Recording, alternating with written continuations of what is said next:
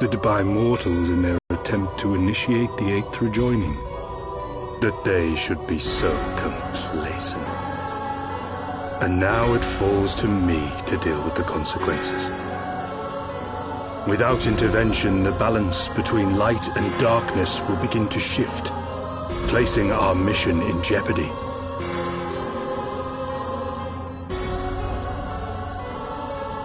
Hydaelyn's champion has grown too strong.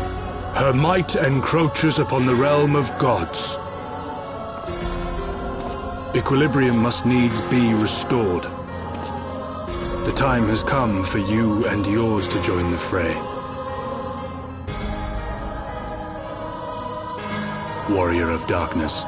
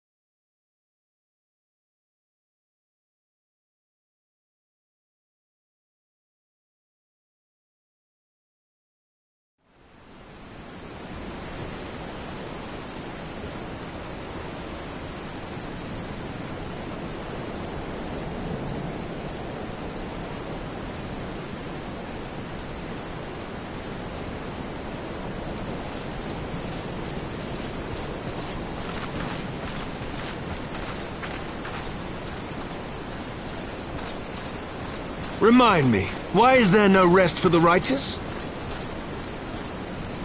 Because they care, Master Garland.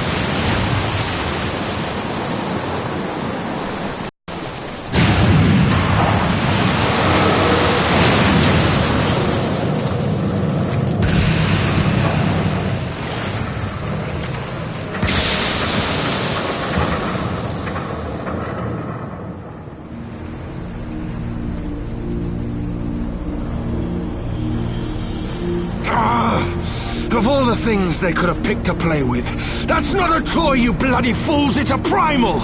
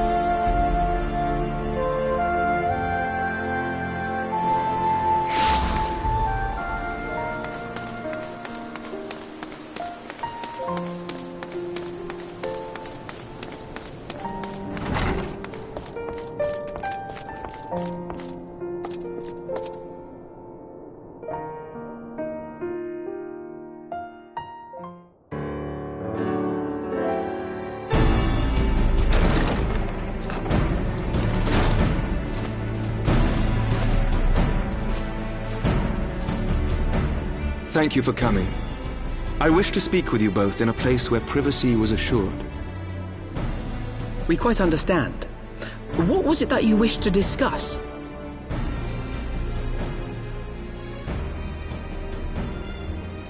With my father's passing, the seat of the Archbishop lies vacant. And so, in accordance with canon law, I have assumed his responsibilities. I should stress that this is a temporary measure. It was never intended that the Lord Commander of the Temple Knights serve in this capacity indefinitely. Quite the opposite. The statutes specify that I should surrender my powers as soon as a conclave of the senior clergy and the high houses have named a new archbishop. But in light of recent events, that would not seem appropriate. I confess I did not expect you to divulge quite so much quite so soon. The details of the Archbishop's plans, perhaps, but the true origin of the war and all it entails? I, too, had concerns. But when the Warrior of Light is witnessed returning to the capital upon the back of a dragon, one's options are rather limited. Mayhap I could have concealed certain details, but for how long? And at what risk? Should the truth have come to light in the meantime, how would the people have viewed my silence? After 1,000 years of lies and secrecy, I could not well abuse their trust and hope to be believed. The time for deception has passed. I only wish the people agreed. That some would deny the truth I had anticipated, but not this many. And among the few who acknowledged that my father had to be stopped, no small number questioned our methods.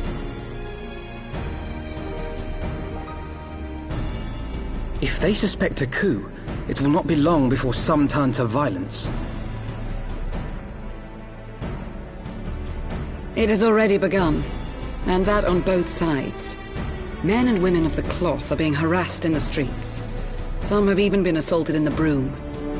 Hilda and her people have formed a watch to help us maintain order, but such measures will not prevent the unrest from spreading. For all our talk of peace, the people remain frightened and confused. For their sake, we must bring the Dragonsong War to a definitive end. And we should be glad to help you, Sir Emmerich. But what precisely would you have us do?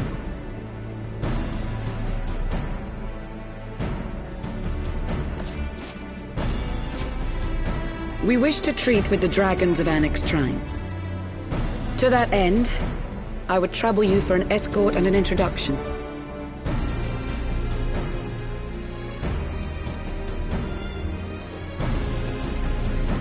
XIV? You would speak with Vidofnir, then? We must needs open a dialogue between our peoples. Acting as my representative, Lucia will extend an invitation to their leader, that she might visit us here in Ishgard.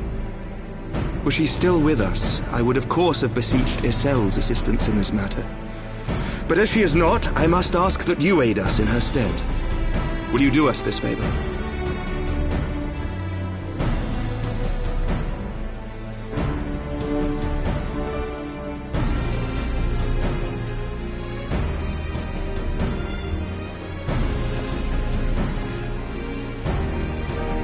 Thank you, my friends. Lucia, I leave the rest to you.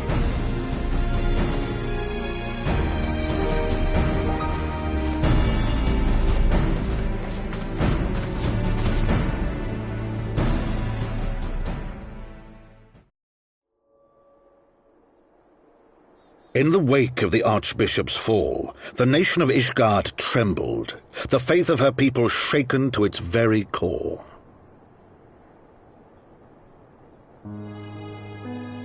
For 1,000 years had they fought and died, certain of the justice of their cause, only to be told that their holy war was born of the sins of their forefathers.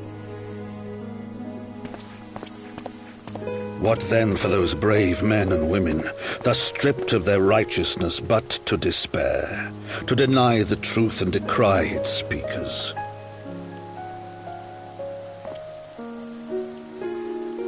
And what then for those whom they defamed but to hope on, to have faith in a brighter tomorrow?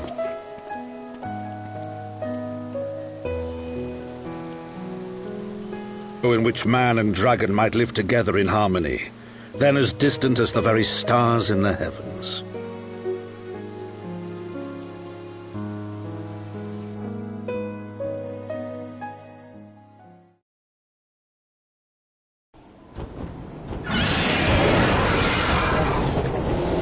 Yet while we dared to hope, deep within his lair the enemy lay, gathering his strength. Nidhogg, now possessed of his 2 eyes and the body of the Azure Dragoon, prizes to which he had laid claim at the very hour of the hero's triumph.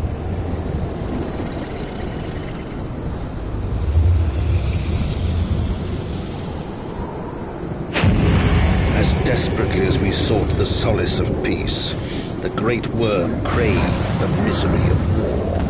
Nor was he alone in his misbegotten desire.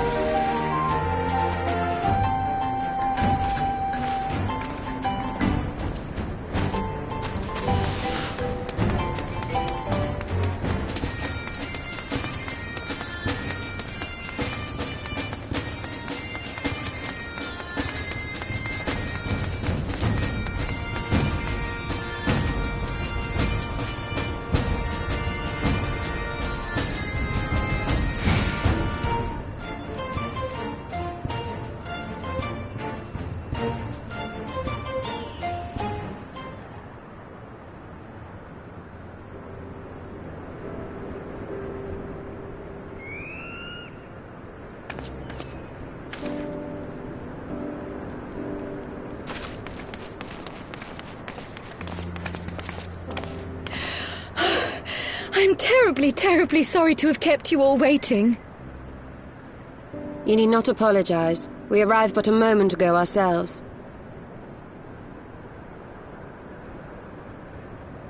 Pray, allow me to introduce Kryle, who has recently come from the Sharlayan motherland. She has generously offered to assist us. Oh, please, think nothing of it. A trip to Eorzea was long overdue.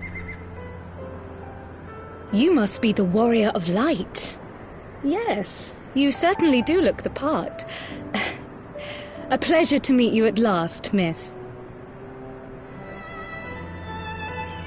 And who is that I spy but young Alpha No Levieur himself? I dare say someone's grown an ilm or two in my absence. Or are those lifts in your boots?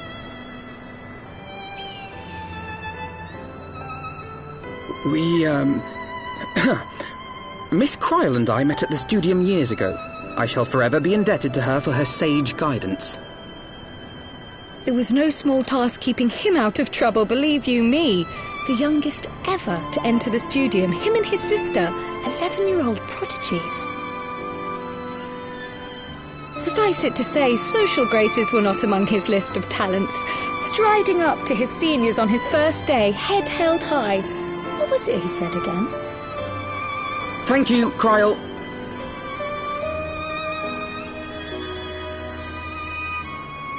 For what? I haven't finished yet. Would you care to attempt a more dexterous deflection? Mayhap we should save this delightful conversation for a more fitting occasion, when pressing matters do not demand our undivided attention. A bit much, but better. I can tell you have been putting your skills to use here in Eorzea. Henceforth, I trust you will dazzle me with your eloquence at the first time of asking.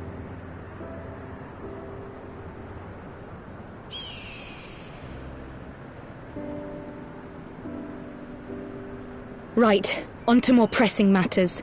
Finding Minfilia and the other missing scions.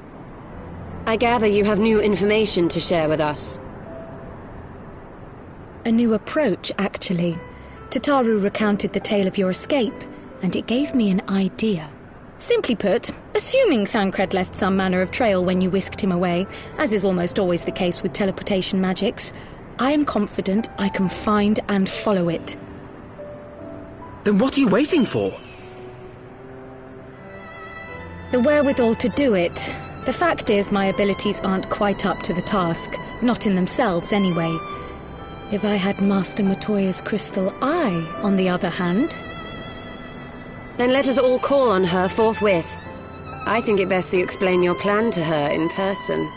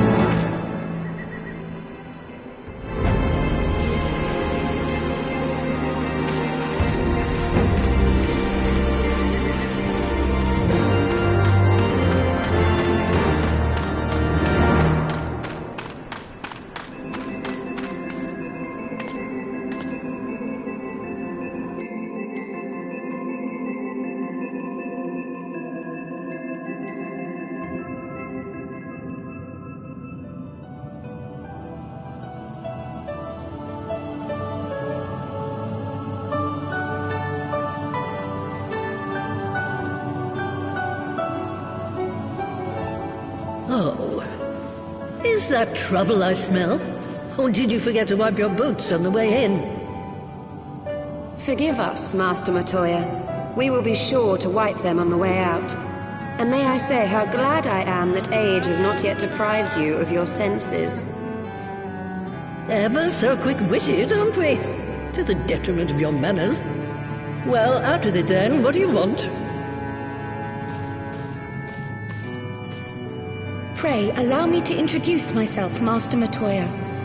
I am Cryle, of the students of Baldessian. I hope you will excuse our unannounced visit. Baldessian, you say? Ah, yes. The old coot set up shop on the Isle of Val, didn't he? Regrettably, our order's headquarters and the isle itself were obliterated by a magic of immense power. I have the blessing of light to thank for my own preservation. Cryle, you too possess the Echo. Well, yes, of course I do. Our order is devoted to uncovering the mysteries of Hydaelyn and interpreting her will, particularly through the study of her gift to us. It was in the course of these studies that I met and subsequently befriended Minfilia. She and I have rather a lot in common. I had no idea. You weren't supposed to. Not that I wanted to deceive you, you understand, but precautions had to be taken. Yes, that's all well and good, but you still haven't told me why you're here. The students of Baldessian are gone, and there is naught I can do to change that. But the signs of the Seventh Dawn can yet be restored, and my dear friend found.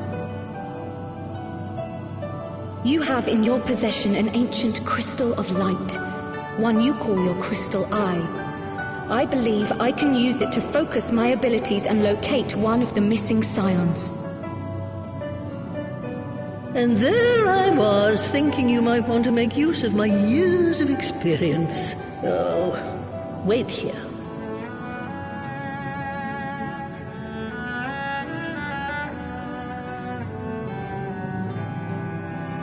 Long did I ponder the nature of this crystal and its familiar radiance, but never did I suspect it was a crystal of light.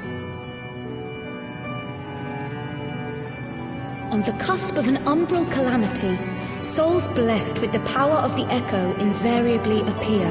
To aid these, her chosen warriors, Hydaelyn bequeaths to each a slither of her strength in the form of a crystal of light. But as her strength wanes, so too does the potency of her gifts. This crystal, born of an earlier era, is infused with a power far greater than those of this age. You could travel the length and breadth of the land and not find a crystal even a fraction as pure.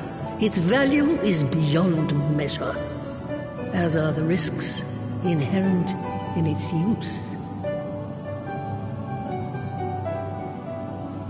No two manifestations of the Echo are alike. I, for example, can converse with beings of every shape and size, excepting beasts, contrary to what others would have you believe. Language has nothing to do with it, of course. Rather, I am sensitive to the whispers of the soul. Their intent, their very essence even, the traces of which serve to guide the elementals to Y'shtola. Far-fetched though it may sound, I believe that with your crystal eye, I may be able to pick up where they left off and follow the remaining trail to Thancred. That is, if I have your permission.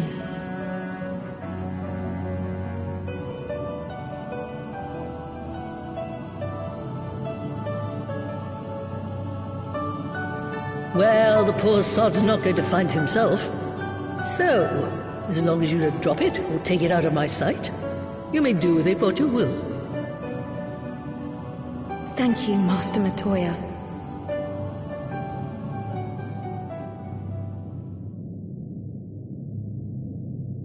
Then let us begin.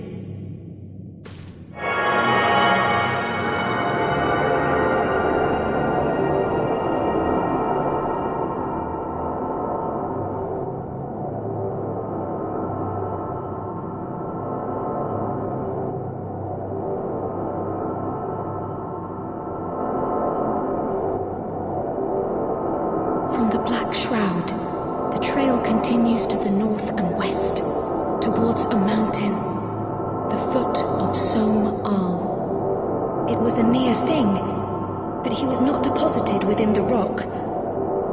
I think.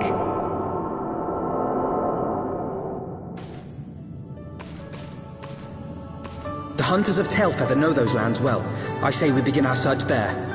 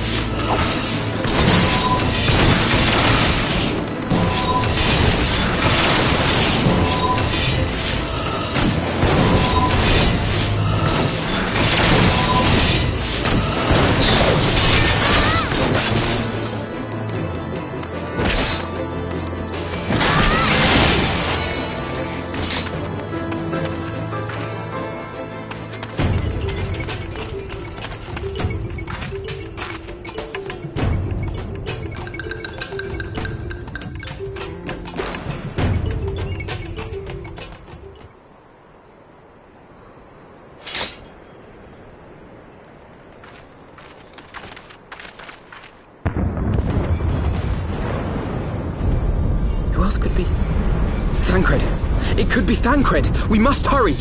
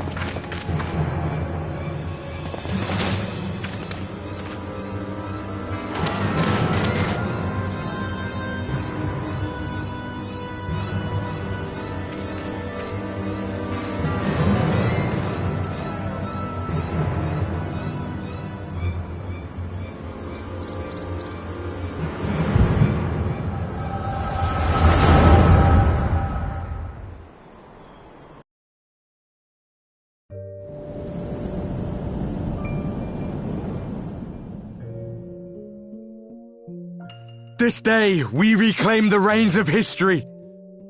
This day, we rid ourselves of the Ascians forever!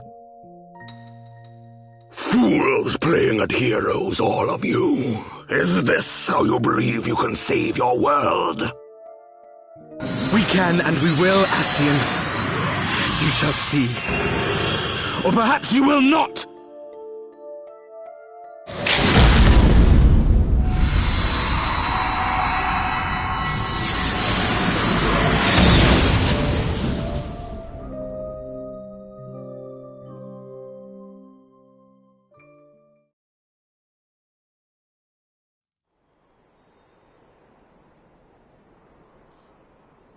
So you are the warrior of light, the savior of Eorzea.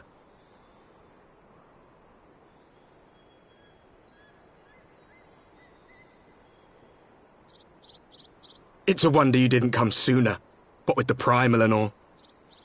Lost a step, have we? Have care. The ether moves strangely around him. It would seem we share a common enemy.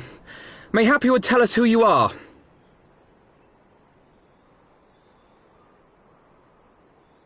Shall we show them?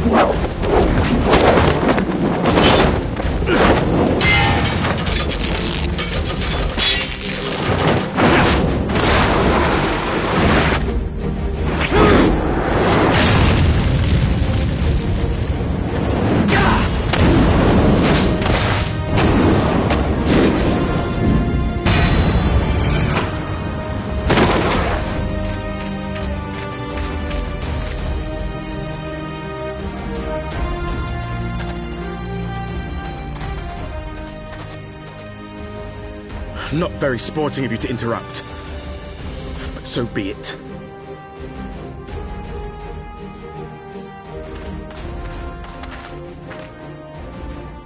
Mark well our faces, warrior of light. For we are the warriors of darkness. Walkers of a different path. And we shall meet again.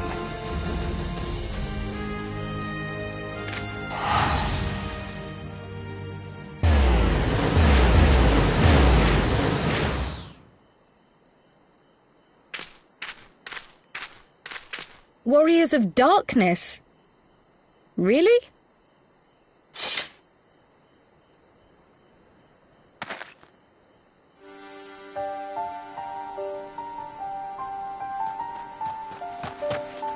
Thancred! Are you all right?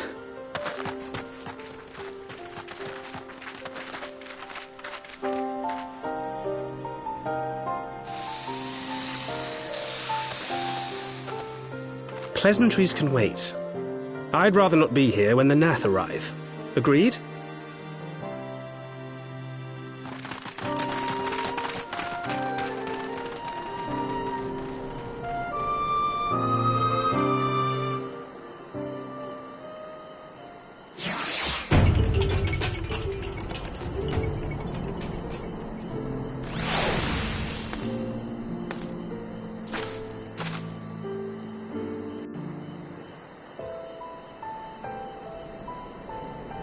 Suffice it to say, our reunion was not at all as I pictured it.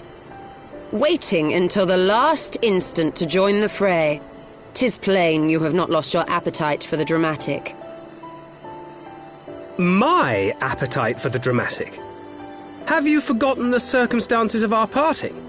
The heroic last stand, the tunnel filling with light, and then...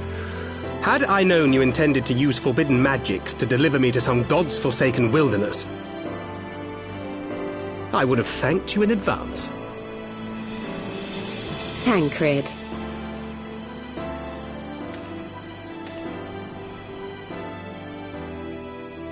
If nothing else, you might have warned me that I would emerge from the live stream in the Altogether.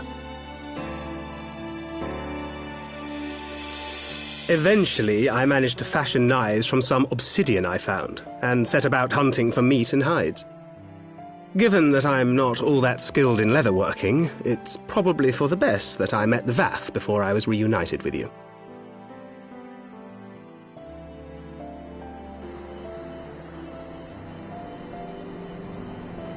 So you were the fleshling clothed in skins of whom the storyteller spoke?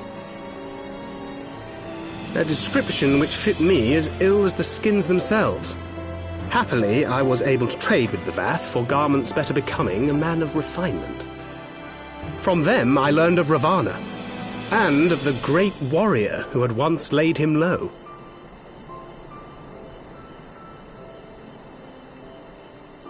And thence did you conclude that were you to track the Primal's movements, it would surely bring you into contact with the Scions once more. It seemed a reasonable assumption. I could think of no one else with your enthusiasm for slaying beastmen gods. Until now, that is. Ah, yes. The self-proclaimed Warriors of Darkness. 'Tis only fitting that they stand in opposition to the Warrior of Light, I suppose. I glimpsed the leaders past, if only for a moment. They were confronting a man in black. An Ascian, I think. If these warriors are capable of doing battle with Ascians and Primals both, they must be possessed of powerful protection. Protection not unlike the Echo.